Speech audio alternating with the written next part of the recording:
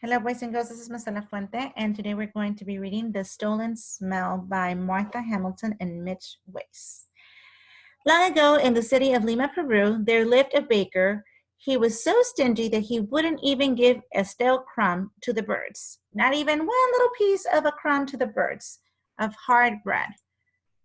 His neighbor, on the other hand, was a kind man who was always glad to share the little he had. He cared more about making friends than he did about making money. The greedy baker was jealous of his cheerful neighbor. He grumbled, "How can he have so little and yet be so happy?" Every morning, the smell of cinnamon buns and sweet rolls drifted out of the bakery. Drifted is a fancy word for like went out, right? The wind carried the wonderful aroma, aroma is fancy for smell, toward the neighbor's house. As the poor neighbor sat on his porch eating stale bread, this sweet smell filled the air. He took a deep breath and sighed with happiness. It smells so good. As the baker watched, he thought, "The smell from my baked goods makes his stale bread taste delicious. That is not fair. He should have to pay for such a delight." After seeing this happen again and again, the baker went to the neighbor's house and handed him a bill. The neighbor was confused. "You want me to pay you for what? I don't have enough money to buy anything in your store." "That's right," replied the baker. "You pay nothing, and yet every day you steal the smells of my baked goods." "You mean that you want me to pay 10 coins a week as a smelling fee?" laughed the neighbor. "Yes," replied the baker. "From now on, I will not be cheated, and if you would not pay, I will take you to court."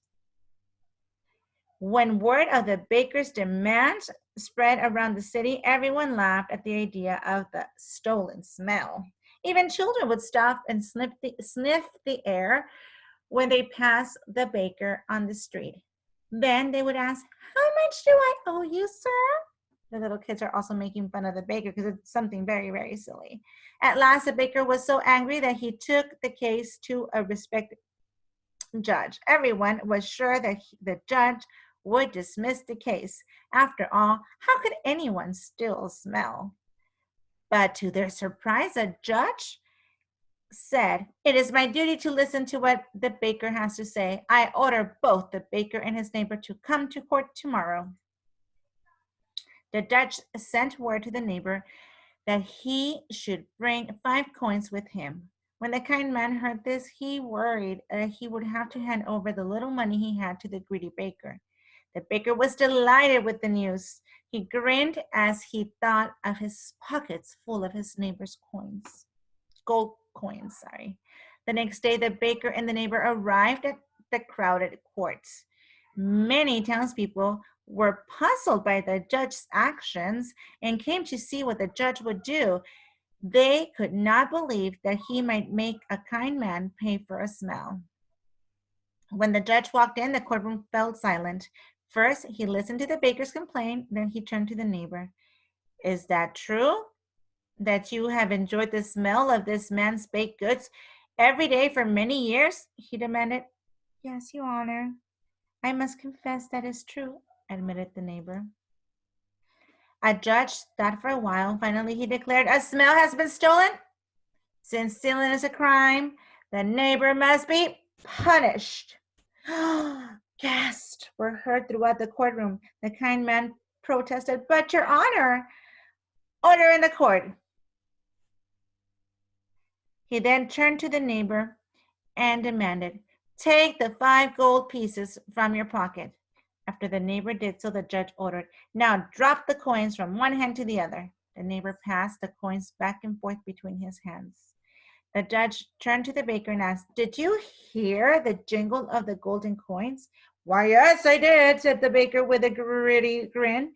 "And did you like the sound?" asked the judge.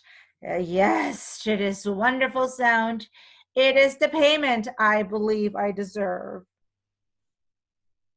The baker began to move towards the neighbor to grab the money. "Wait," cried the judge. You have already received a fair payment.